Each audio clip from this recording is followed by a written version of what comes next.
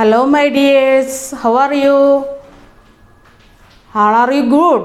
Okay, very good. Then welcome back to our EVS class. Last class we will discuss about the chapter 4 Wonder World of Birds. Then പക്ഷികളുടെ കൗതുക ലോകത്തെക്കുറിച്ചാണ് കഴിഞ്ഞ ക്ലാസ്സിൽ പഠിച്ചത്. എന്തൊക്കെ പഠിച്ചു? Let's revise. Take your text book all of you. Then first we see the old banyan tree. Some words are right here. The sunset, the birds float to their nest in the grand old banyan tree. Sani looked at this with great curiosity every day. Oh, so many birds of different size and color. Even their sounds are different. Do you also like birds? What are their common characteristics? Have feathers on the body, lay eggs. Have feathers on the body, lay eggs. Then make another poems. You write. Yes, birds can fly. Birds have wings. You write birds can fly. Birds have wings. They build nest. Then you write in your notebook this continuous point. What are their common characteristics? The 2 points are given here. Have feathers on the body, lay eggs. Then we will write birds can fly. Birds make nest. Then birds have beak. Birds have beak. They can fly. General features of the birds. The general characteristics of the birds. Birds have feathers on the body. Lay eggs. Birds have beaks. Birds have wings. They can fly. That is the main points of birds characteristics, common characteristics of birds. Okay, you will write in your notebook.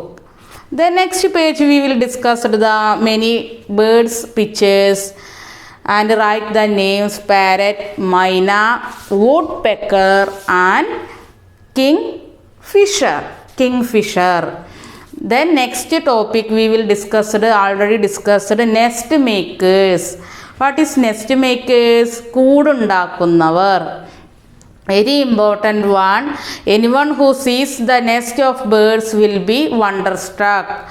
നോക്കി നിൽക്കും. അവർ കൂടുണ്ടാക്കുന്നത് നമുക്കൊരു അത്ഭുതമാണ്. നമ്മളത് കാണുകയാണെങ്കിൽ നമ്മളതങ്ങനെ നോക്കി നിൽക്കും.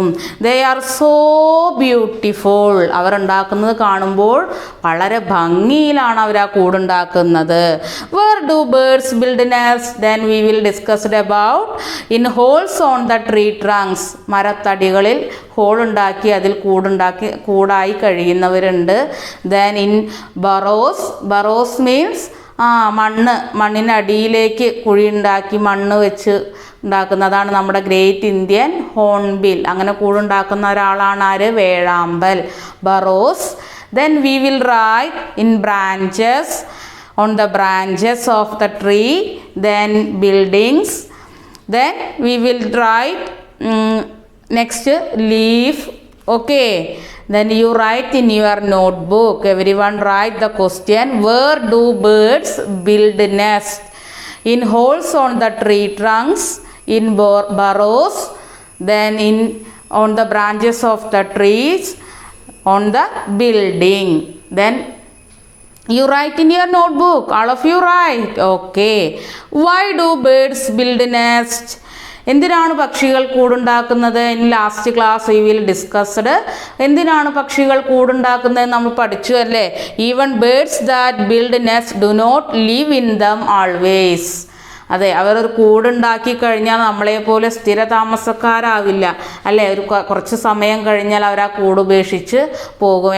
പിന്നീട് എപ്പോഴെങ്കിലും വന്ന് പിന്നെയും കൂടുണ്ടാക്കുക. അങ്ങനെ അവർ സ്ഥിരമായി താമസിക്കാനായിട്ടൊരു കൂടും അവരുണ്ടാക്കാറില്ല.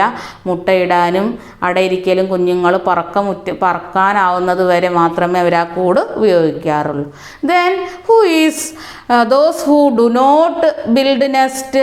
ആരാണ് കൂടുണ്ടാക്കാത്ത ഒരാളെ കുറിച്ച് നമ്മൾ കഴിഞ്ഞ ക്ലാസ്സിൽ പറഞ്ഞു. Yes, the cuckoo. Cuckoo does not build a nest or look after its young once.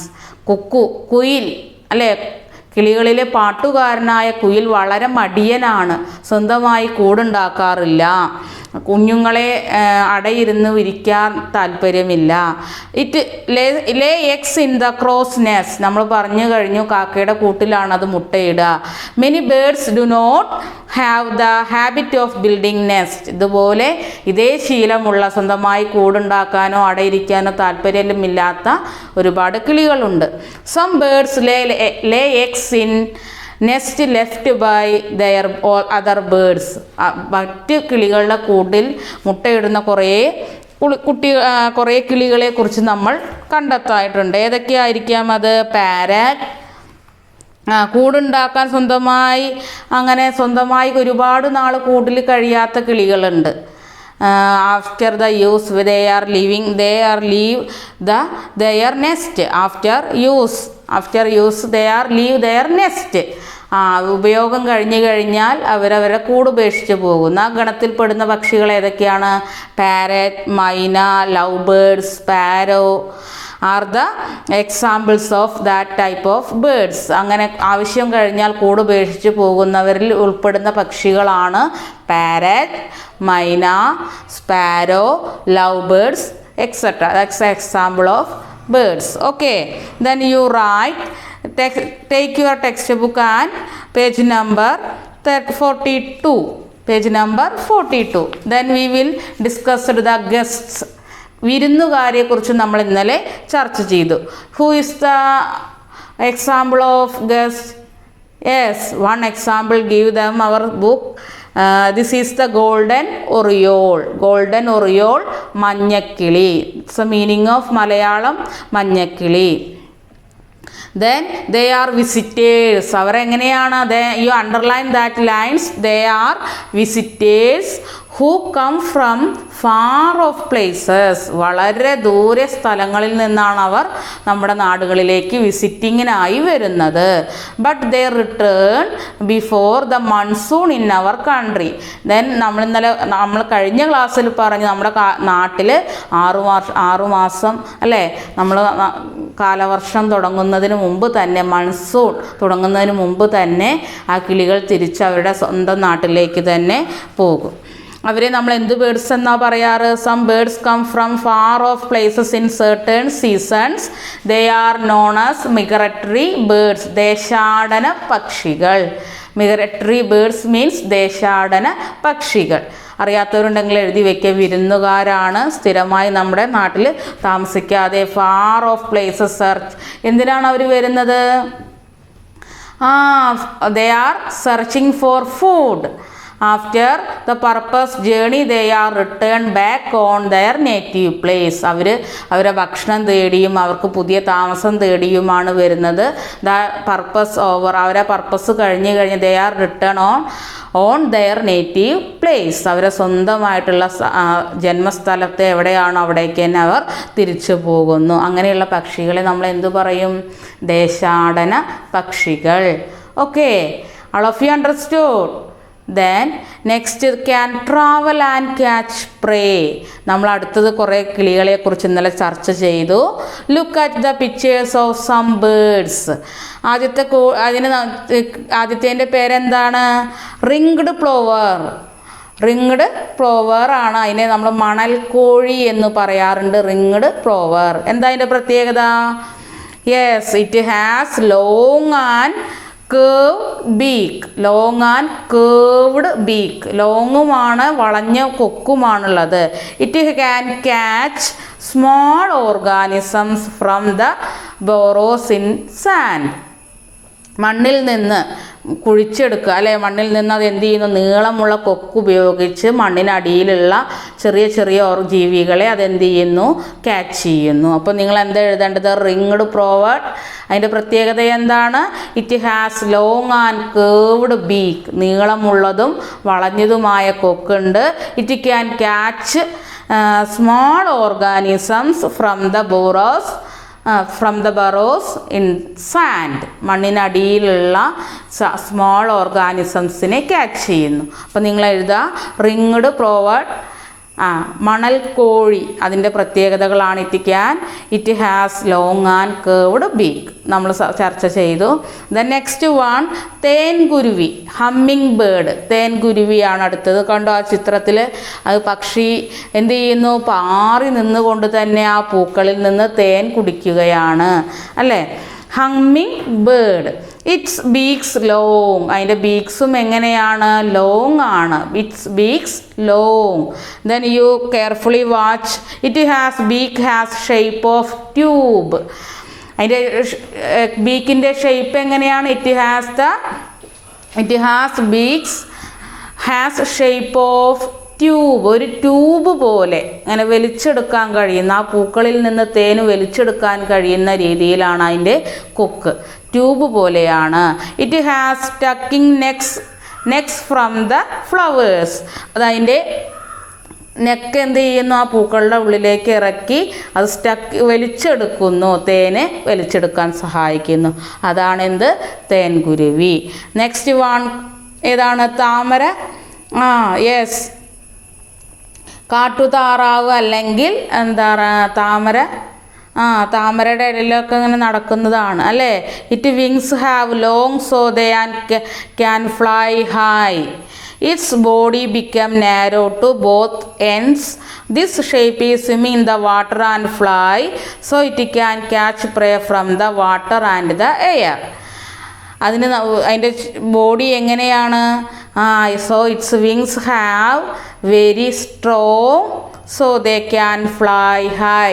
അതിൻ്റെ സ്ട്രോങ് ആയിട്ടുള്ള ചിറക് ഉപയോഗിച്ചത് എന്ത് ചെയ്യുന്നു, വളരെ ഉയരത്തിൽ പറക്കുന്നു. Its body become narrow to both ends, രണ്ട് അറ്റവും കൂർത്ത ചിറകുകളാണ് അതിനുള്ളത്. Its shape has swimming in water and fly so it can catch prey from the water and the air. അതിന് വെള്ളത്തിൽ നിന്ന് ഇര തേടാൻ കഴിയും, വായുവിലൂടെ പറന്ന് അതിനെന്ത് ചെയ്യുക, അങ്ങനെയും ഇര തേടാൻ കഴിയും. Okay, the next one, fourth one, വർണ്ണക്കൊക്ക് അല്ല, എന്താ അതിൻ്റെ പേര്, പെയിൻറ്റഡ് സ്റ്റോക്കാണ് അതിൻ്റെ പേര്, വർണ്ണക്കൊക്ക്, പെയിൻറ്റഡ് സ്റ്റോക്ക്. കളറ് വളരെ നല്ല കളറുള്ളൊരു പക്ഷിയാണ് വർണ്ണക്കൊക്ക്. മലയാളത്തിൽ അതിനെന്ത് പറയും, വർണ്ണക്കൊക്ക്. Its beak is long so it can catch fish without dipping the head in the water. അതിൻ്റെ നീളമുള്ള കൊക്ക് ഉപയോഗിച്ചുകൊണ്ട് വെള്ളത്തിലേക്ക് വല്ലാതെ അതെന്ത് ചെയ്യുന്നില്ല, തല താഴ്ത്തി അതിന് വെള്ളത്തിലേക്ക് വല്ലാതെ താഴ്ത്തേണ്ട ആവശ്യമില്ല. ആ കൊക്ക് തന്നെ ഉപയോഗിച്ച് അതെന്ത് ചെയ്യുന്നു, വെള്ളത്തിൽ നിന്ന് ഇര തേടുന്നു. It's beak is long so it can catch fish without dipping the head in the water. Next one, long beaks help to catch fish from the deep water. Long beaks help to catch fish from the deep water. അതിൻ്റെ നീളമുള്ള കൊക്ക് ഉപയോഗിച്ചുകൊണ്ട് അതെന്ത് ചെയ്യുന്നു, നീളമുള്ള കൊക്ക് ഉപയോഗിച്ചത് എത്ര ആഴമുള്ള വെള്ളത്തിലുള്ള മീനിനെയും അതെന്ത് ചെയ്യുന്നു, അത് അതിനെ ക്യാച്ച് ചെയ്യാൻ സഹായിക്കുന്നു. Okay, this one. Okay, next one, താമരക്കോഴി, ലോട്ടസ് ഹെൻ എന്നൊക്കെ പറയും. താമരയുടെ ഇലകളിലൊക്കെ നടക്കാൻ അതിനെ സഹായിക്കുന്നു. ലോട്ടസ് ഹെൻ അല്ലെങ്കിൽ ജക്കാന എന്നൊക്കെ പറയും. അതിൻ്റെ പേരെന്താണ്, ജക്കാന, താമരക്കോഴി.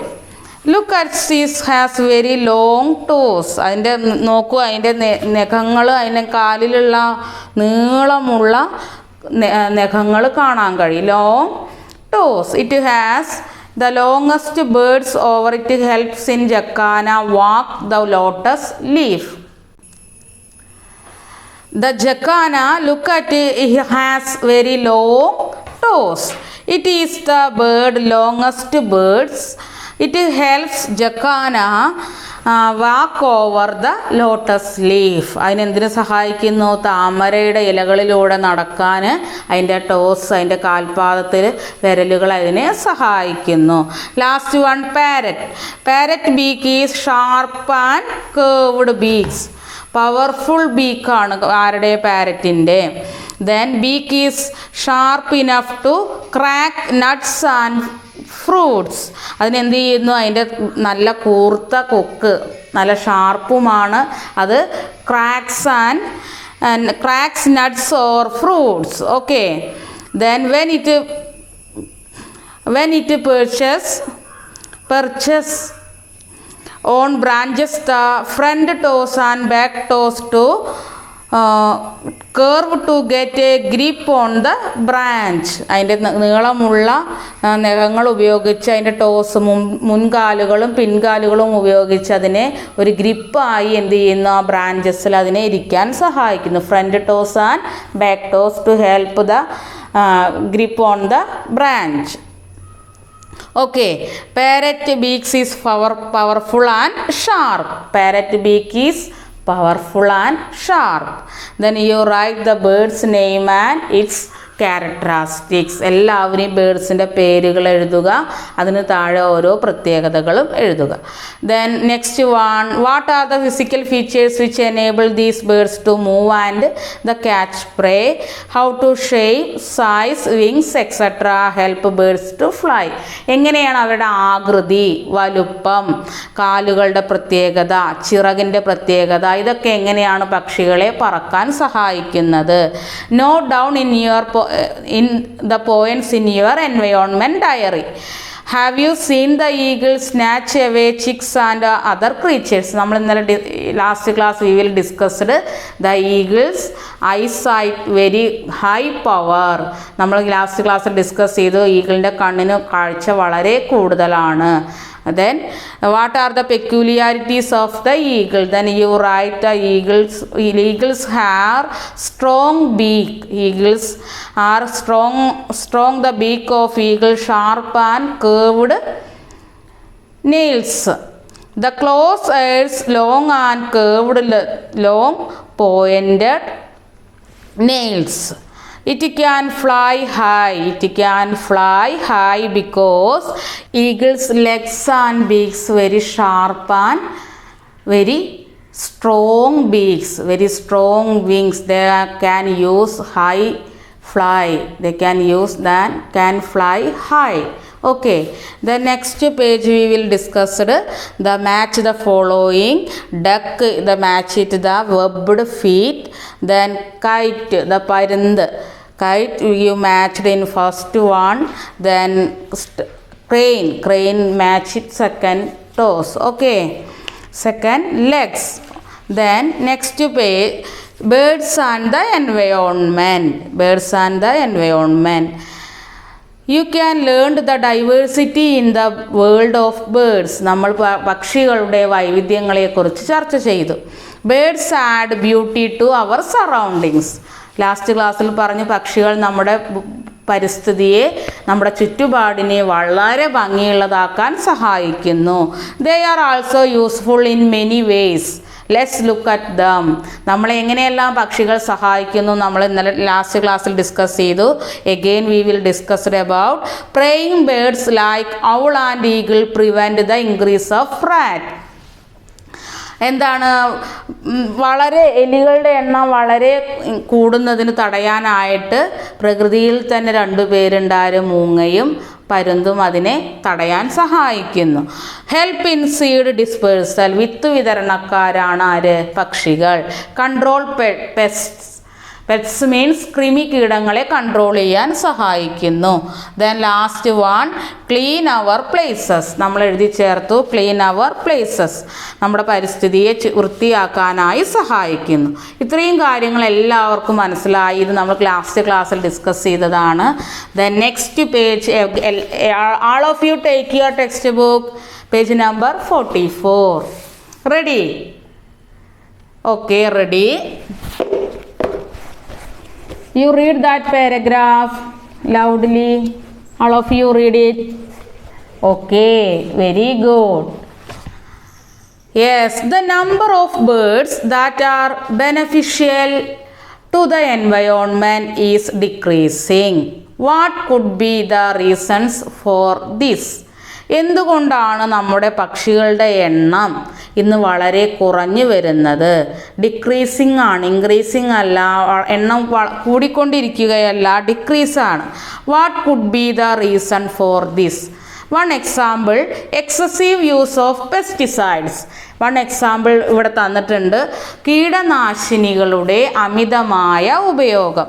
കീടനാശിനികളുടെ അമിതമായ ഉപയോഗം. Okay, then next one you write another point. You tell me what is the reason for decreasing the birds in our environment? What do you mean by environment? Environment means our പരിസ്ഥിതി, നമ്മുടെ ചുറ്റുപാടും. Okay, then you write, you tell me next one.